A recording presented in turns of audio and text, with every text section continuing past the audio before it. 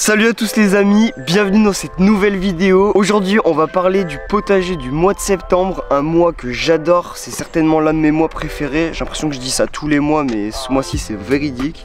Parce qu'à la fois c'est une période qui est rythmée entre plantation, récolte, semis, organisation, parce qu'on pense aussi à l'année prochaine, on apporte de la matière organique, enfin bref vous allez voir, c'est un mois qui est hyper chargé en activité, où on a vraiment une diversité de choses qui est hallucinante et sur lesquelles bah franchement on ne s'ennuie pas. Et en septembre, même si vous avez fini de vous la couler douce, parce que pour beaucoup c'est la rentrée, pour vos plantes il reste encore au moins 2 mois de chaleur. On est d'attaque et avant que la vidéo commence, n'oubliez pas de mettre un petit like, un petit commentaire, ça régale les amis et ça soutient la chaîne.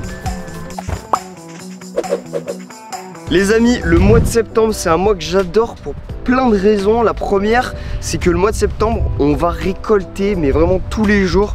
Il y a des récoltes qui sont vraiment, qu'on pourrait appeler d'abondance, parce que là il y a tout qui est sorti. Il y a les aubergines, il y a les courgettes, il y a les poivrons, les pâtissons, les melons, les pastèques, les tomates. Il y a vraiment une grande diversité de végétaux qui ont poussé et qui sont en pleine production. Donc c'est vraiment un bonheur, je vous jure, d'être dans le potager, de récolter le fruit du travail qui a été fait tout au long de l'année.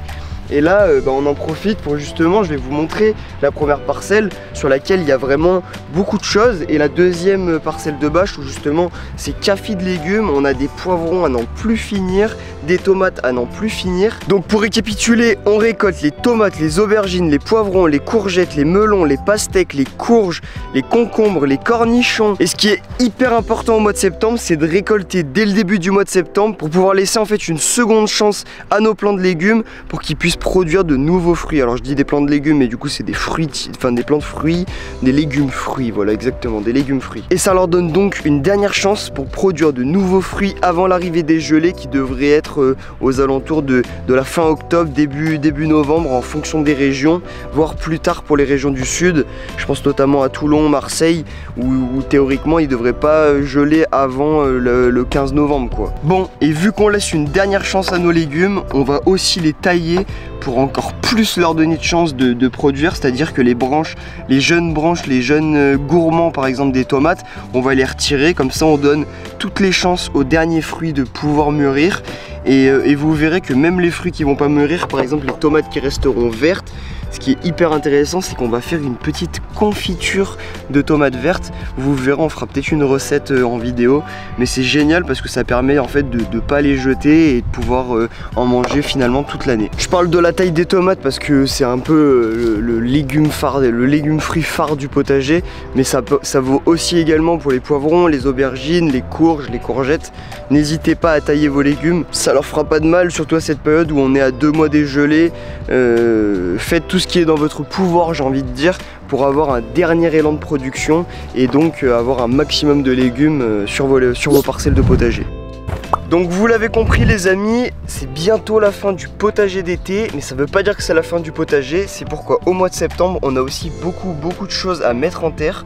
Là par exemple c'est une parcelle de choux, ici on a du chou brocoli et juste à côté on a du chou-fleur et du persil. Et sur d'autres parcelles j'ai aussi mis en terre des salades pour vous montrer vraiment que en fait la production du potager c'est vraiment toute l'année. Ça veut pas dire qu'on plante toute l'année, attention, parce qu'au mois de décembre ça risquerait d'être compliqué avec les gelées. Mais si on implante nos légumes au mois de septembre ou au mois d'octobre, ils peuvent très facilement supporter les productions pour l'hiver. Donc si je récapitule, en septembre, je plante les salades, les choux, les blettes, les céleris, le persil et même de la ciboulette. J'oublie certainement plein de choses, donc s'il y en a qui y pensent, n'hésitez pas à les mettre dans les commentaires, ça fait toujours de l'interaction et c'est important, c'est bien parce que du coup ça s'entraide, ça donne de la discussion, j'aime bien. En septembre, on plante mais on sème également. Là pour ma part, j'ai mis des haricots, bon je les ai semés il y a 1 semaine et demie, ils sont déjà sortis, j'espère que ça va produire, on n'est pas sûr à 100%, mais au pire des cas ça enrichira mon sol en azote et ce sera super parce que du coup c'est vrai que j'avais une petite faim d'azote sur la parcelle et du coup j'ai apporté du compost plus le semis de haricots qui va très théoriquement me fertiliser les sols en azote et aussi me décompacter le sol qui était assez compact.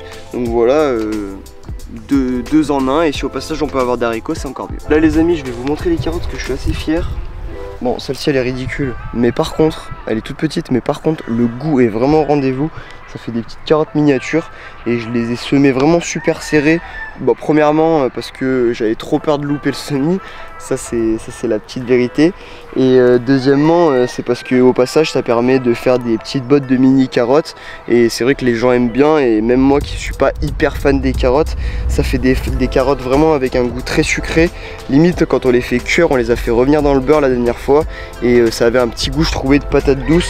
Donc voilà, ça apporte, c'est intéressant par exemple pour les enfants qui aiment pas forcément le goût de la carotte, pour leur faire découvrir. On peut faire des petites frites de carottes comme ça et c'est génial parce que ça permet de faire découvrir de nouvelles saveurs avec des légumes qui sont au final un peu communs, quoi. Le mois de septembre les amis, c'est aussi un mois qui est hyper important pour la récupération des semences, pour la simple et bonne raison, c'est que on est sur une période de récolte abondante et on est aussi sur une période où il n'y a pas encore trop d'humidité, donc des fruits qui sont vraiment magnifiques, qui sont bien, qui correspondent bien en fait à leur variété. Je vais prendre l'exemple là, par exemple on a un potimarron, donc là j'avais semé des potimarrons et là je vois qu'il y a eu une hybridation, hein. Il a été pollinisé par autre chose, ce qui fait qu'il a eu des taches. Par contre à côté on a un autre potimarron qui pour le coup est assez conventionnel, qui correspond vraiment à la variété du potimarron que j'ai semé. Et donc celui-là, je vais récupérer les graines et ce qui est intéressant dans la récupération de semences, c'est qu'on va, en récoltant les graines, récupérer finalement l'apprentissage que la graine a eu pendant l'année. Je m'explique. Ce potimarron, je l'ai semé directement en pleine terre et bien évidemment en pleine terre on a une moins bonne germination que dans un godet avec du terreau dans une serre où on surveille bien l'arrosage, tout ça. Ce qui fait qu'en fait les plants qui sont sortis sur cette parcelle sont théoriquement des plants qui seront plus productifs ou du moins plus résistants. Et donc en fait, par exemple pour cette parcelle là, c'est une parcelle que j'ai pas paillée, que j'ai pas vraiment entretenue, que j'ai pas désherbée, où j'ai vraiment laissé un peu en friche sans trop arroser. Et donc je vais avoir un fruit qui est donc un peu plus résistant à la sécheresse, potentiellement plus résistant face aux maladies et aussi potentiellement plus productif. On est juste à côté des cours, j'en profite vraiment pour vous parler de la pollinisation parce que c'est hyper important.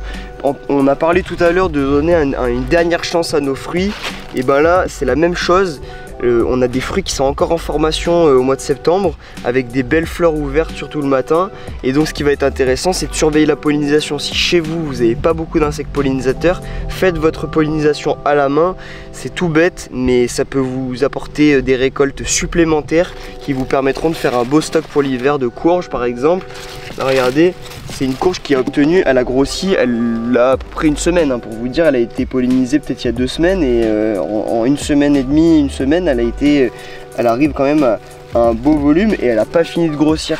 Donc c'est tout bête, mais une courge comme ça, une fois adulte, ça peut nourrir facilement 4-5 personnes pendant 1 ou 2 repas. Donc c'est pas négligeable et ce n'est pas à négliger. Les amis, le meilleur conseil que je peux vous donner surtout pour ce mois de septembre, c'est franchement de prendre de la graine, et c'est pas un jeu de mots. Essayez de remarquer un peu les problématiques que vous avez pu rencontrer sur cette saison d'été, parce que théoriquement les problèmes d'aujourd'hui seront aussi les problèmes de demain et c'est aujourd'hui qu'il faut les solutionner. Donc voilà, essayez de voir un peu les lacunes que vous avez, les problématiques par exemple d'eau, des choses comme ça. Et cet hiver par exemple, ceux qui ont des problématiques d'eau, essayez de récupérer des cuves, c'est facile, enfin il faut juste... Donc voilà les amis, rien de plus pour le mois de septembre. Je pense que vous avez vraiment pas mal de boulot. Et nous on se retrouve la semaine prochaine pour une nouvelle vidéo. Avant de partir les amis, n'oubliez pas de mettre un petit like, un petit commentaire. Je vous le rappelle, ça fait plaisir, ça soutient la chaîne, ça soutient le projet et ça donne envie de faire encore d'autres vidéos, d'autres concepts, d'autres formats. Ça nous permet aussi bien sûr d'investir dans du matériel, parce que là ce que Hugo tient dans la main, c'est une caméra professionnelle avec un super micro. Donc voilà, tout ça c'est grâce à vous. Donc en likant, en partageant, en vous abonnant, vous faites vivre la chaîne et vous nous permettez de réaliser ces projets, ces rêves. Donc voilà, merci à tous. Et avant de partir, n'oublie pas de t'abonner avant que je te siffle.